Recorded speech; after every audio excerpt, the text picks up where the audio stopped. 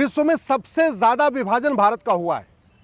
पूरे विश्व में सबसे ज्यादा नरसंहार हिंदुओं का हुआ है और पूरे विश्व में सबसे ज्यादा धर्मांतरण हिंदुओं का हुआ है।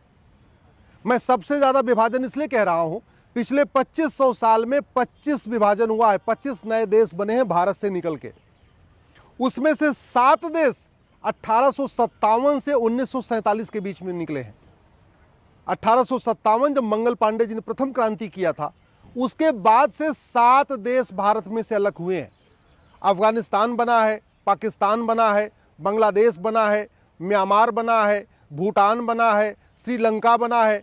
ये सब भारत के हिस्से रहे हैं और सबसे ज्यादा नरसंहार भी हिंदुओं का ही हुआ है। दुर्भाग्यवश हम आज भी जो हमारा भूतकाल में हुआ, जो कुछ विभाजन हुआ, नरसंहार हुआ, धर्मांतरण हुआ, उससे हम सीख नहीं रहे। और अगर हम भूतकाल से नहीं सीखेंगे, वर्तमान में उसके अनुसार नीतियां नहीं बनाएंगे, तो भविष्य में फिर नरसंहार होगा, फिर विभाजन होगा और फिर भारत बटेगा। आज की डेट में 1000 बेटियां प्रतिदिन लफ्ज़ जिहाद का शिकार हो रही हैं। 1000। उसमें बहुत सारी ऐसी हैं जो कन्वर्ट हो जाती हैं और बहुत सारी ऐसी भी हैं जिनको मार भी दिया जाता है। प्रतिदिन 10,000 हिंदुओं का धर्मांतरण हो रहा है। पूरब से पश्चिम, उत्तर से दक्षिण मिला लीजिए। साम दाम दंड भेद द्वारा, झूठ बोल के, धोखा दे के, स्कूल में एडमिशन का लालच दे के, हॉस्पिटल में इलाज कराने का लालच दे के, चमत्कार दिखा के प्रतिदिन 10,000 हिंदुओं का धर्मांतरण हो रहा है। मेरी पीआईएल सुप्रीम कोर्ट में चल रही है, जिसमें मैंने 2017 में आंकड़ों के साथ कहा था कि 5 करोड़ घुसपैठी आ चुके हैं। अब तो इनकी संख्या 6 करोड़ से ज्यादा हो चुकी है।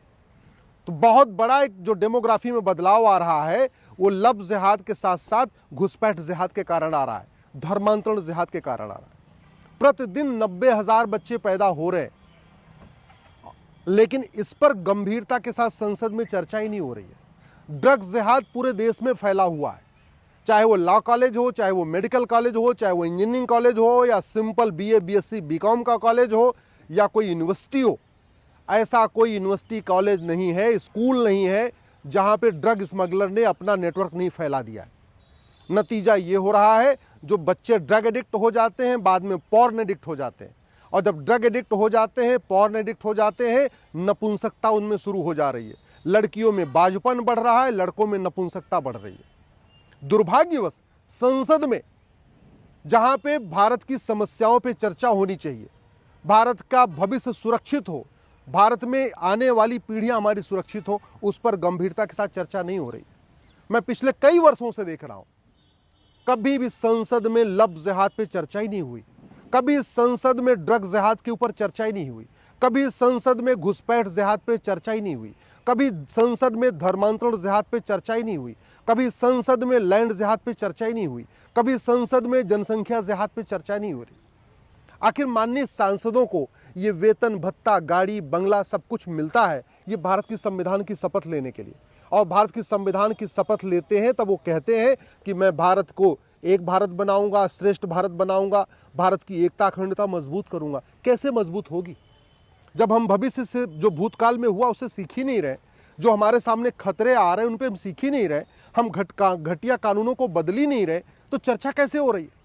भारत में आए दिन हर शहर में दंगा होता रहता है, कभी दंगों के खिलाफ हमने कठोर कानून बनाया नहीं। कानून बना रखा है नेशनल सिक्योरिटी एक्ट, लेकिन राष्ट्र की सुरक्षा के लिए क्या क्या खतरे हैं, उसमें एन से जो कानून है उसमें हमने डिफाइन ही नहीं किया कि ये चीज़ें हैं, ये 10 चीज़ें या 15 चीज़ें हमारे राष्ट्र की सुरक्षा के लिए खतरा है, तो पुलिस एन से लगाती नहीं है। कानून हमारे पास है यूएपीए, अनलॉफुल एक्टिविटी, लेकिन अनलॉफुल एक्टिविटी में क्या क्या है हमने उसमें डिफाइन ही नहीं किया। हमारी डेमोग्राफी बदलती जा रही है, 9 राज्यों में हिंदू खत्म हो चुके हैं, 800 जिलों में से 200 जिलों में हिंदू खत्म हो चुके हैं, बॉर्डर के 300 तहसीलों की डेमोग्राफी बदल चुकी है, तो 9 राज्यों की डेमोग्राफी बदल गई, 800 जिलों में से 200 जिलों की डेमोग्राफी बदल गई, 6000 तहसीलों में से 1500 तहसीलों की डेमोग्राफी बदल गई। इसके बावजूद माइनॉरिटी मेजॉरिटी खत्म करने पे चर्चा ही नहीं हो रही। क्यों चाहिए माइनॉरिटी मेजॉरिटी जब भारत सेकुलर देश हो गया? हेट स्पीच को डिफाइन ही नहीं किया जा रहा है, जिन किताबों में नफरत सिखाई जाती है उनके ऊपर कार्रवाई नहीं हो रही है। इसलिए मैं बार बार कहता हूं, अगर हम घटेंगे तो हम कटेंगे, और पहले कट चुके हैं, पहले घट चुके हैं। 2500 साल में 25 बार विभाजन हुआ, 1857 से लेकर 1947 में 7 बार विभाजन हुआ। भारत के आसपास के जितने देश दिख रहे हैं ये सब भारत के हिस्से थे, चाहे वो मालदीव था, चाहे लंका था, चाहे म्यांमार था, चाहे भूटान था, ये सब भारत के हिस्सा हुआ करते थे। आज सब टुकड़े टुकड़े में बट चुके हैं। पाकिस्तान भी भारत का हिस्सा था, टुकड़ा हो गया। बांग्लादेश भी भारत का हिस्सा था, टुकड़ा हो गया। और अब भारत के अंदर भी कई राज्यों में अलग राज्य, अलग देश बनाने की मांग शुरू हो चुकी है। तो कायदे से संसद पे चर्चा होनी चाहिए, डेमोग्राफी में बदलाव के ऊपर चर्चा होनी चाहिए, कठोर कानून का खौफ पैदा करना चाहिए। आखिर भारत में दंगा होता है, दुबई में नहीं होता।